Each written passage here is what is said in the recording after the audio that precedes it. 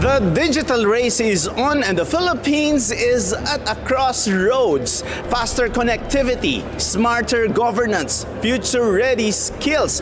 Questions that still hang in the air.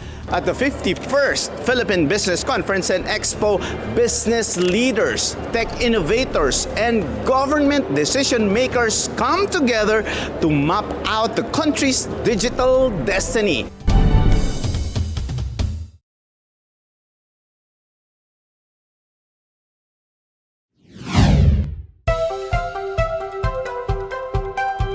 Open for Business visited the 51st Philippine Business Conference and Expo with the theme "The Future is Now. Unleash the Power of Digital Transformation."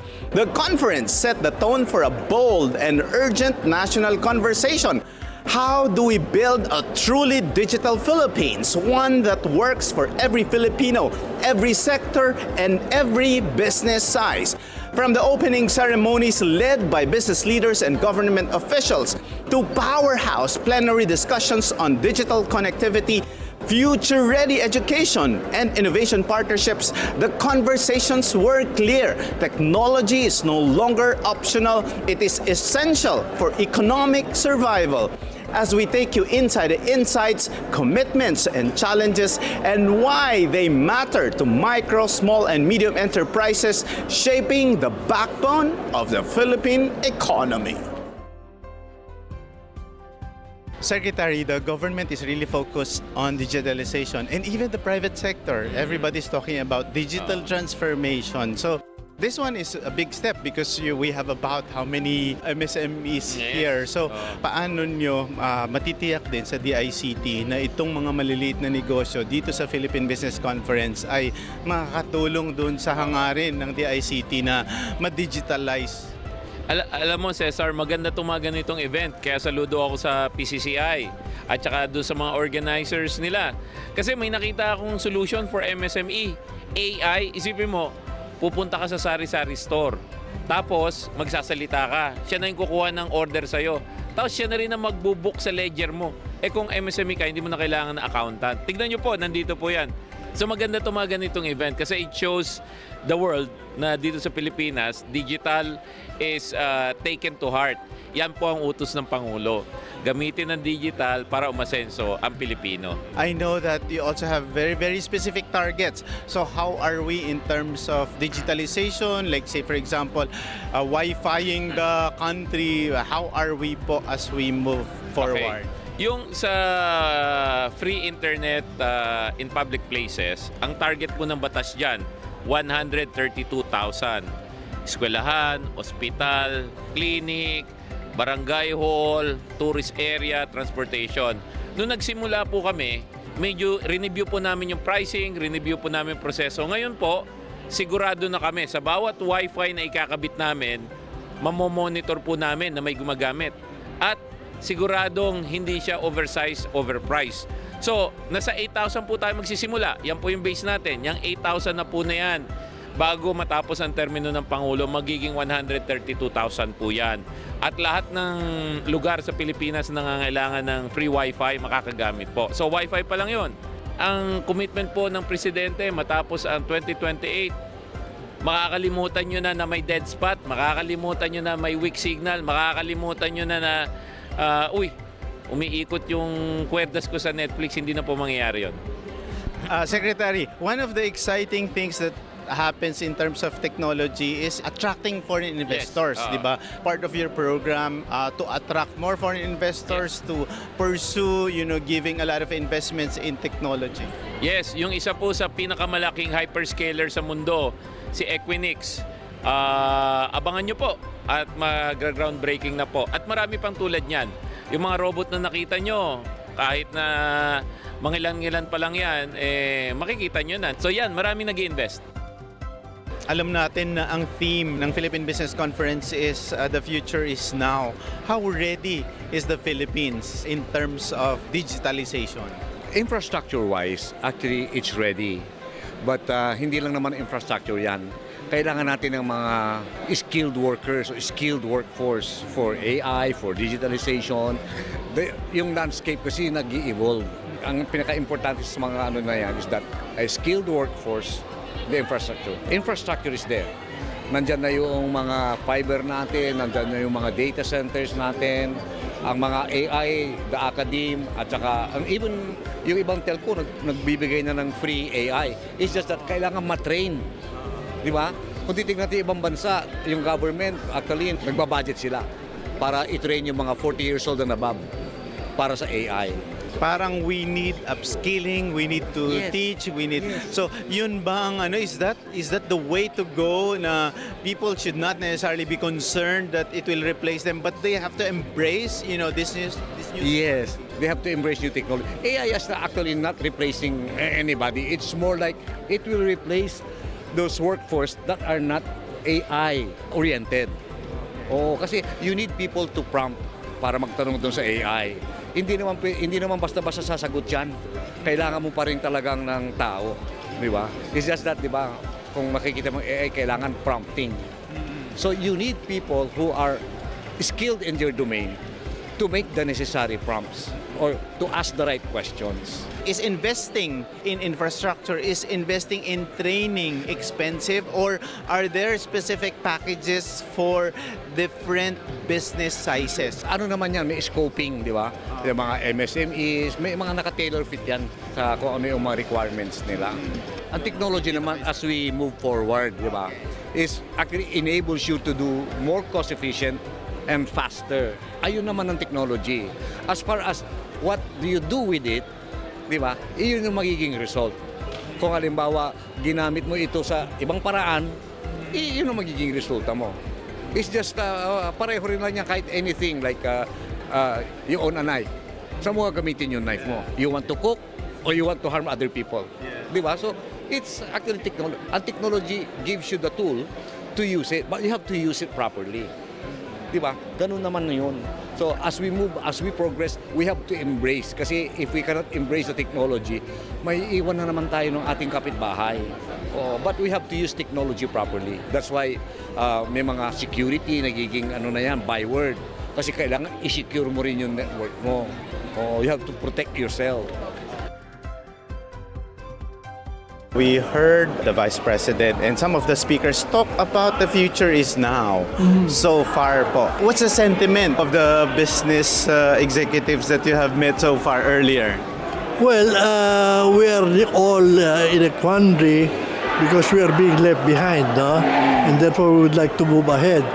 And that is why we even had a joint announcement also that was all over the media that we would like the scandals that has happened to be quickly resolved, at least immediately be able to arrest and punish some of the main perpetrators, because people are agitated that nothing is happening after all these weeks. Do you think this will, this joint statement by about 32 or 34 organizations, 34? Marami pang humahabol. Do you think this will create an impact, sir, with the Philippine government and with the leadership? Well, hopefully, because they're losing their patience. We don't want going to the streets, lumalaki yung gulo, yung mga foreign investors, tourists, they iwanan tayo our neighbors, no? So, as much as possible, we want the fate of the people to be recovered, and that can only be done kung talagang very quickly magkakaroon ng mga resolutions yung mga cases, especially for those whom the people all believe are guilty. Sa palagay niyo ba, ma-achieve pa rin ang economic targets natin despite, all these events that are happening? Is it still achievable? Oh yes, for the last 20 years or so, 30 years, lagi naman tayong GDP 5% Hindi tayo mababaro, in spite of all the challenges in the past years. So we'll still do that, except that we're being left behind. As we are doing this, we're still being left behind.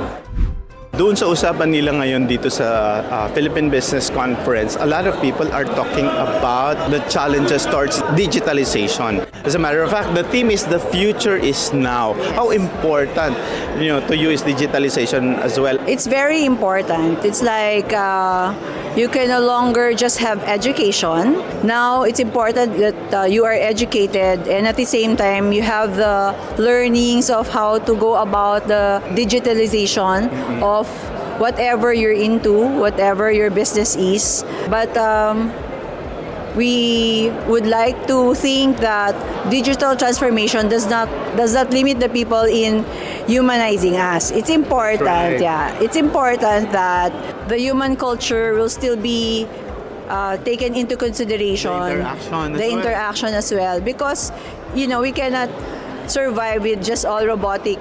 What's your view on AI replacing humans? Well, unfortunately, there's a possibility of replacing the workforce Yes. with AI technology. However, there are still industries and sectors which cannot be replaced by AI. That's right. So, it's In your business, kasi di ba parang you do a lot of face-to-face meetings, yes, di ba? yes. And of course, in the beginning, we have a business relationship with clients, right? But in the long run, we do our best to have a personal relationship with them so that we can understand the business together as the years go along. So AI cannot replace that. What are your expectations in today's conference? Are you expecting more, networking with the other businesses? Are you coming up with new shows? I know that you always cook up a lot of events. My expectation, of course, is to be knowledgeable in all forms of digital transformation so that my team will also be updated with all the trends. We don't have a choice. We need to go with the flow. But I still believe that with the human workforce and digital transformation will be a good combination in the next decade or century. I know, Ms. Mayos, that you and your family loves to travel. If you travel, di ba sometimes when you go back to the Philippines, parang, ay, sana meron tayong ganyan. Sana meron tayong ganyan. So, parang, what are those, let's say, kasi total, technology ang pinag-uusapan ngayon. What are those technological innovations in different parts of the world that somehow you want it adapted here in the Philippines? Yeah, in all of my business trips and personal trips around the globe, what I've seen is their government support the different industries in their respective countries so that their population or the business industry players will not have a hard time in terms of improving themselves and progressing. And There's a really ease of doing business. yes, and which eventually trickles down to improved lives of farmers and agri-fisheries people in their respective nations. All governments around the world support the private sector in terms of technology, in terms of infrastructure development, financing, raw materials, seedlings, and they give whatever the population needs, whatever the country somehow needs. they subsidize, di ba? They subsidize. And also there was one time I talked with Ronald, and he's from Taiwan, di ba? He spent how many years there? Parang he said he talked about smart agriculture. Sabi niya parang even the farms here are using robotics, AI na parang. But here, having been exposed with agribusiness, Yeah. sa palagay mo ba parang moderno na rin ba ang agribusiness natin dito sa Pilipinas? Definitely not.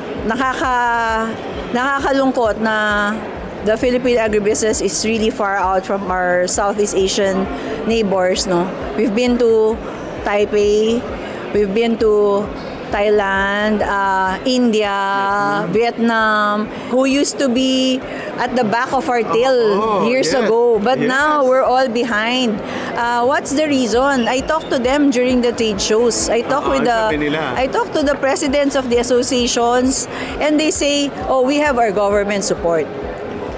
In terms of trade fairs, the government subsidized our participation in the trade show because we cannot afford it yet. Oh, I see. See, there's support to private sector like us, PhilFedex, but we need more so that we can include more industry players within the show so that the sales will be bigger. The generated sales will increase definitely. And what does that mean? If you have increased sales in exports, the multiplier effect is more job opportunities to the Filipino people and increased income for farmers and the agri-fisheries who are the sources of the raw mats, right? So they really have to support, our government should support the right programs of the private sector. Ano ba ang hinihingi ng mga businesses na katulad ninyo? What is a conducive, ideal business environment? Actually, it's really the support of the LGUs. Kasi diba, to start a business also, dadaan ka sa mga proseso, and that first start is with the LGU or the local government units, like ease of doing business, the permits to start it, and so on. It's really about the support of the LGUs. Ano ba yung mga issues pa or ano pa yung mga hinihingi or hinihiling ng business community para masuportahan ang pagninegosyo aside from infrastructure? Before kasi we thought the traffic is just because it's really traffic. Pero with all the issues right now, we're like tinitingnan natin before na bakit palaging ginagawa yung road. It's always traffic in Los Baños, in Calamba area, going to Manila. Parang I keep on telling to everyone, bakit mas dito pa nata-traffic than in any other places. So it's really if that's the corruption that's gonna be the issue, really need to solve. Kasi of course even the logistics like delivery of the magazines and meeting with a lot of people, because of the traffic nawawala. Going to Manila is like 6 hours already. 3 hours, 3 hours papunta, 3 hours pabalik, nawawala yung 6 hours. I mean, yeah, yung 6 hours nawawala right away. But before, I can still recall, even for 1 hour, kayang i-reach si Metro Manila. Like this morning, 5 a.m. na umalis, wala pang traffic, 6 a.m. nandito na sa Manila. So it's really, the corruption really need to solve kasi lahat affected. Okay. Now, I know that you also is an owner of a magazine and it is one of the fast rising magazines. I'm sure you are very selective also with your covers, your stories. Ano ba ang mga sentiments or ano naman yung mga nasasabi sa iyo ng mga nai-interview mo na negosyante? What are their major success stories that they deserve a page in the Rising Tiger magazine? Don't forget, Cesar, 3 na yung magazines. Rising Yes. Tigers, In Charge, and Top News Asia. It's always about grit and a character na you're not going to stop. Diba? As what they say, that if you stop at the end of 5 years, dapat you're not be in entrepreneurship or in business kasi you need to have the capacity to always have risks. So yun daw yung nagiging successful. That's why maybe I have like 7 companies right now. Hindi naman lahat yan you're always going to earn. You need to always like risk. Di ba sabi nga nung isang shoe company, just do it. Of course, the Vice President talked, and she talked about digitalization. When you think of Rising Tiger and 2 other magazines, di ba, there's a mix of traditional and digitalization. And I think the Vice President talked a lot about digitalization. So what's your view on digitalization, and maybe if you can also have a reaction of the speech of the Vice President? Well, we're also using AI right now. Ang sabi nga nila, di ba, you need to be there to be known at the same time. If people will Google you and you're not there, parang you're not existing. We're also very strong with regards to social media. We have like more than 800,000 following. It's a multimedia. You cannot just be in print. You cannot just be in digital. You need to integrate both at the same time. With the social media kasi, as right now, if I'm not mistaken, like 75 million Filipinos are online. So your target clients might be there, right? But then again, there's always a prestige in print. What are your expectations after attending this? This is a 2-day event and there's a lot of people here. There's a lot of sponsors, there's a lot of contacts. So what are your expectations at the Philippine Business Conference? It's always like 2 expectation. I keep on attending this kind of activities for 4 years now. PC Silos By is already 4 years, and it's my third year as a president. So first thing, it's really about networking for me. You can also have a lot of clients here kasi that's 2,000 attendees, di ba? And all business people, professionals, and also business leaders. So networking, maybe your next partner will be here, something like that. So it's really about connecting with people. The second one is really all about best practices. These are the business leaders here in the Philippines, and also we have also some diplomats as part of the speakers. So you can really learn a lot from them.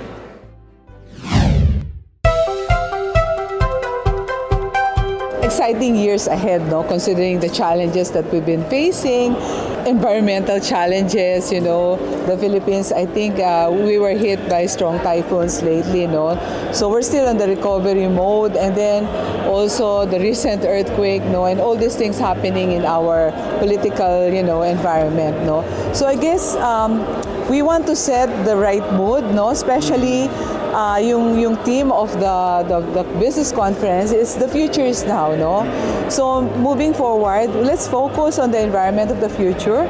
Let's be more strategic, and let's give hope to all the business, stakeholders, that there's really hope in the Philippines, considering that the Philippines really has the potential, given that we have strong foundation and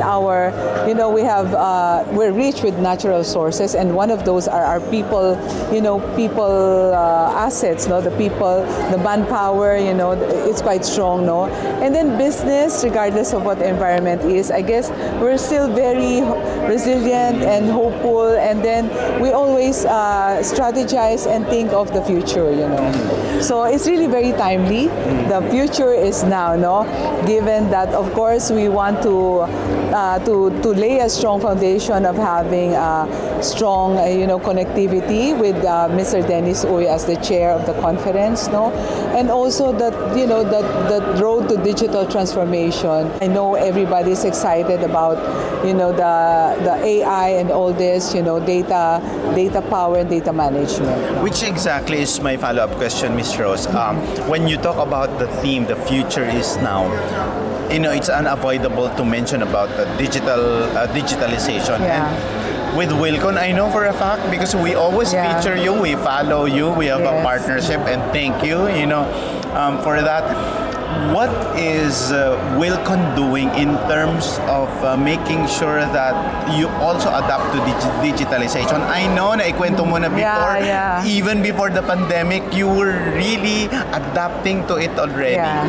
So even before the pandemic, we're in the crossroad of, being physical and digital at the same time, And it was, reinforced, during pandemic, wherein we need connectivity, we need to continue to serve our customers. That's why we beef up yung yung sa online namin. We call it the omni-channel, Okay. So the online has been the enabler and at the same time the fulfillment, So it's really providing convenience to our customers, They have the option to do online and to do offline, like the physical store, Although we still continue to expand our physical store, but we complement it with our, digital strength, So of course, one is data management, data, storage and all this, because we need that, to better serve our customers through our system, automate our system, and of course, get data, get information on how we can serve our customer better and how to adapt to the new behavior of the customer, So yeah, it's really very important, especially now that, things have changed, People want fast services, fast, and everything is really evolving, So that's why we really have to adapt, and we're very adaptive, from system to way we manage our inventory, the way we manage even our people, and even the way we serve our customers, through our loyalty programs. We try to incentivize them, give them all the benefits, and give them all the, the best service that they can, avail of at Wilcon, so that from the time they check in the store, the path to purchase up to checkout is seamless, no? And we want to really be, in terms of service level, we want to be ahead of, everybody. Now, Ms. Rose, if there is one company that really experiences the challenges of infrastructure development in the Philippines, it's you kasi, di ba, you achieved a milestone, from 100 stores and still counting. So, what other infrastructure developments would you want the Philippines to improve, especially now that you will continue to open stores in different parts of the country? Yeah, very basic is, of course, not just digital connectivity, but basically also connectivity. We're archipelagic. It's been a challenge. Like it's very difficult to ship goods from island to island. So I guess building more roads, more bridges, and of course improving the services and all this. So I guess that will help the business, not just us in our sector, not just us in construction, but basically everybody. It will definitely boost and stimulate the economy of the country. Isa na kayo sa icon sa industriya. What are the tips that you can share to the entrepreneurs? Because the PCCI, it's really a combination of di ba? There's micro, small, di ba? Parang yung iba may mga large. So, what are your tips to really somehow, make it in the world of business? Very basic, no? So, siyempre, first, is know what you want. You have to discover where you're good at, no? And of course, the easiest and I guess the most accessible to everybody is through trade, no? I'm sure you know that retail is one of the biggest contributor to the economy, no?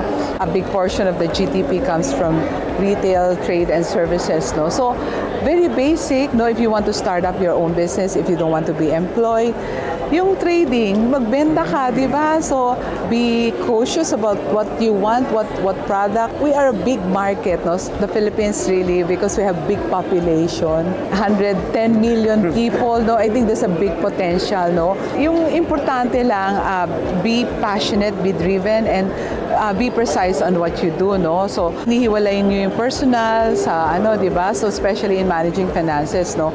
Ang negosyo kasi, it's not just about your talent in how to choose the right product, your talent on how to source, but basically you should have talent on how to manage the finances, no? Yung accounting, that's very basic, no? So, yun lang, yun madali di ba? Like, everybody starts small, all the big retailers in the country, they start small. And the Philippines has a big potential. Sabi ko nga, di ba, ang dami natin, 110 million, that's a big asset of our country, no? And at the same time, we all have the resources that we need. Other countries, they have to, although it's sad lang kasi Philippines is basically more of an importing country rather than a producing country. But I guess, with this PCCI initiatives, marami tayong matutulungan ng mga small business enterprises that are willing and are dreaming of growing also because, after all, sabi nga nila, di ba? Every business starts small and it's just, how you manage it well, no? So, with the help of big organizations like PCCI, giving access to network and then giving access to everything, no? So, I guess, magiging successful din tayo. And your expectations for the two-day conference? Well, my expectation, I think more learning, more networking, more opportunity for everybody, especially those who wanted to grow their business, those who wanted to expand, wag lang tayo mag-focus dito sa Pilipinas, especially ang ASEAN is integrated, di ba? So, we can exchange goods. And we will be hosting, sharing it next year. Yes, we'll be hosting ABAC next year, So, it's a big opportunity for us. It's a big opportunity to showcase and to network and to connect with our ASEAN neighbors, So, yung whatever policy or whatever ang gusto nilang let's push for it, So far, with the two-day conference, what are your expectations? Yeah, so I'm just here to explore the technologies, innovations that's happening globally. So I'm in digital transformation, so my company is in digital transformation. So this topic is very relevant to the Philippines since we really need the digitalization. And I believe I'm with the government in pushing for the ICT. So I'm pushing for the Industry 4.0, Industry 5.0, since that's what we need as a country. We need blockchain for the government, for transparency. We need innovation in education since it will going to give a lot of opportunity to the students and to the employees. Do you find the government and the business climate in the Philippines conducive to startups? What if you need support from both the government and private organizations like the PCCI? What is your wish list? How do you think startups like you can be supported more by the government and also by private organizations or associations like this? Yeah, so the government has a lot of initiatives right now. If you see the news, there are a lot of news around TBIs, which is technology-based incubators in schools that support startups. And then there's also Kansas City TBIs that support startups in Kansas City. And then, of course, DTI is pushing for programs to help MSMEs scale up using ICT and technologies that will help them globalize their business. The government is on their way in helping everyone to take advantage of the technology so that they can also become part of the economic increase and empowerment. This is one of the biggest business conferences in the country. So far, what are your expectations in the two-day conference that's going to happen? That's happening. One of the things that I look forward to every year when we do the Philippine Business Conference is to see colleagues, businesses from different parts of the country. So it's something that is really plus an add-on, not just for the learnings, but the networking among businesses across different regions. So what about you, sir? I know that you are also one of the pillars. You've been in the business for so long already. Yeah. So what are your expectations? And if you have a wish list? Yeah, because right now I have companies related into the water and wastewater business. So I'm now in a transformational phase wherein I hope to have a full digitization by the end of November. So this is very, very appropriate for what I'm doing right now. So I'm looking forward to learning some new things pa that I can add on to what I'm already doing para for the next years naman. I appreciate so much the session on succession.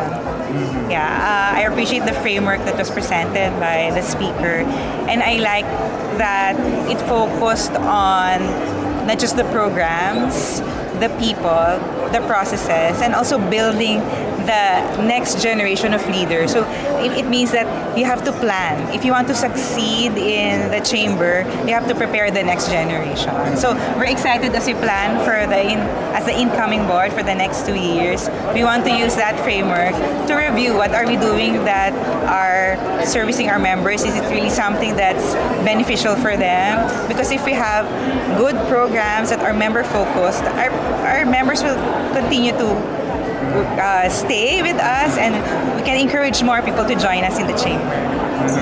Now, sir, you touched about digitalization. Ready na ba ang mga Pilipino? You said you'll be completing some sort of digitalization in the coming months. Yes. So, how ready is the Philippine business? How ready is government?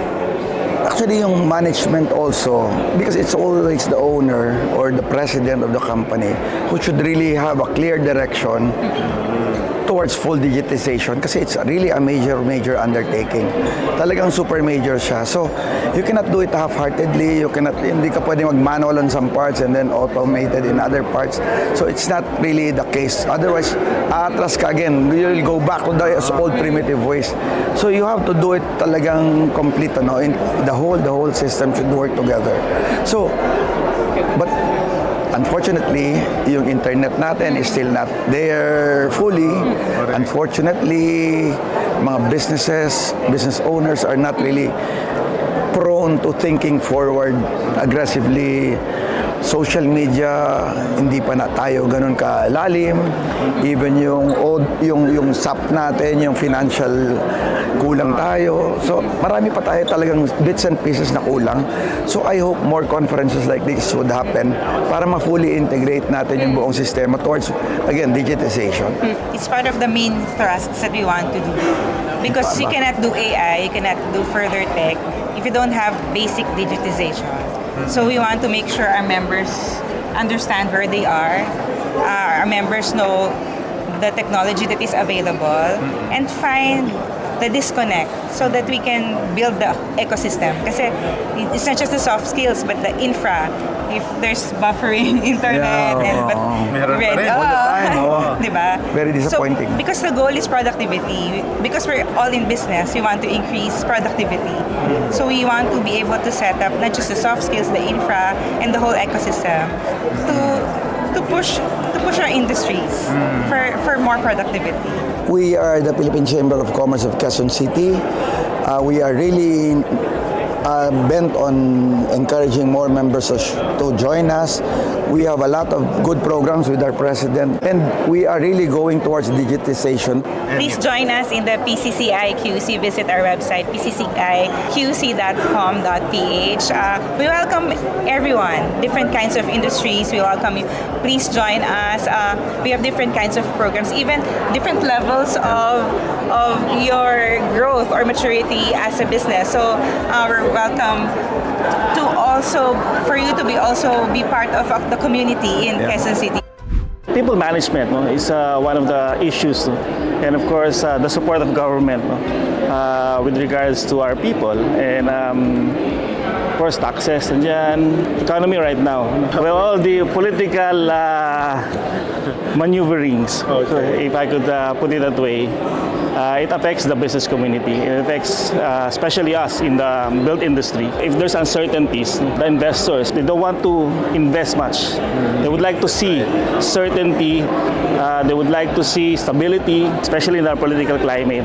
It's usually in the business sector, it's always like that. What do you think should be done so that finally we can move forward? Political stability is what we need right now, especially in the built industry. When contractors are being tagged as in cahoots with politicians who are not spending their taxes in the right way. So, yung tawaging basura yung taxes na binabayad mo, it's unspeakable.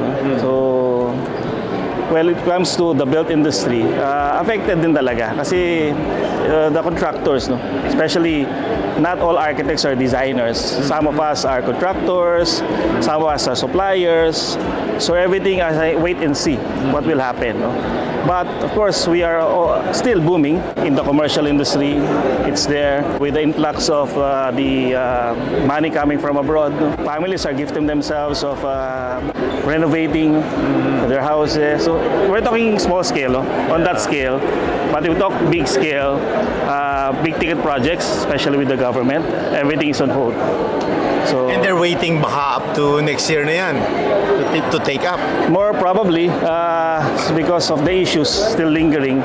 So we call to the Congress, especially in the our legislators, for investigating to finish investigating. Tama. And mapakulong or maturo those who are really doing those things in our society na kaya nga is our taxes na binabayad. We're all businessmen. We're all paying our dues, but of course we want to see those dues being used in the proper way. It was really very surprising to us that the corruption just for flood control alone is this magnitude. And we in PCCI are very strongly against this and trying to find ways and means to encourage our president to address it immediately, to give us a result of all the investigations that are being done. So we hope our president will listen to us and work with us in not really punish or what, but address at least, find solution on how we can solve this problem and would prevent it or minimize it in the future. we want sana, like for example, they formed the ICI. But ICI does not have any legal authority to they investigate. But if they don't want to be investigated, they don't want to come, walang authority ang ICI to even subpoena them or force them to attend to the hearing. So in our recommendation, we requested the President if he can give legal authority to ICI to really address the problem of corruption.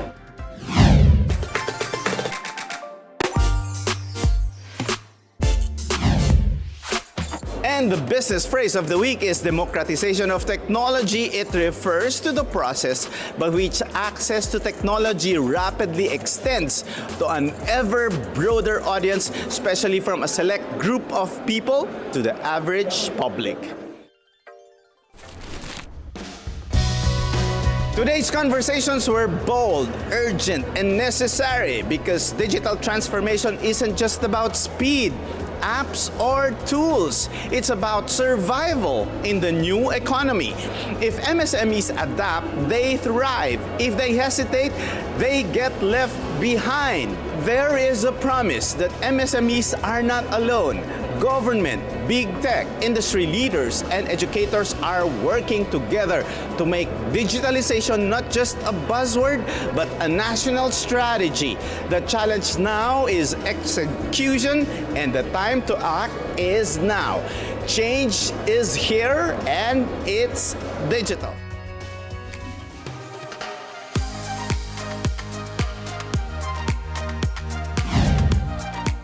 And with that, our quote of the week is from Simeon Preston from Bupa. He said, "The biggest part of our digital transformation is changing the way we think." Maraming salamat sa isang oras na pagsama sa amin upang tunghayan ang isang makabuluhang usapan ukol sa negosyo dito lang sa Open for Business. Hanggang sa susunod na linggo, samahan nyo kaming muli dito sa Open for Business. Catch us too on Facebook and YouTube. Like and subscribe on our social media page at Net25 TV. We will bring you more insights from industry experts, thought leaders, CEOs, and featured SMEs. Together, let us help encourage business development in the Philippines. Sharpen your business acumen, feel the pulse, and set the trend for as long as you are informed and open for business. Ito po si Cesar Vallejos. Marami pong salamat.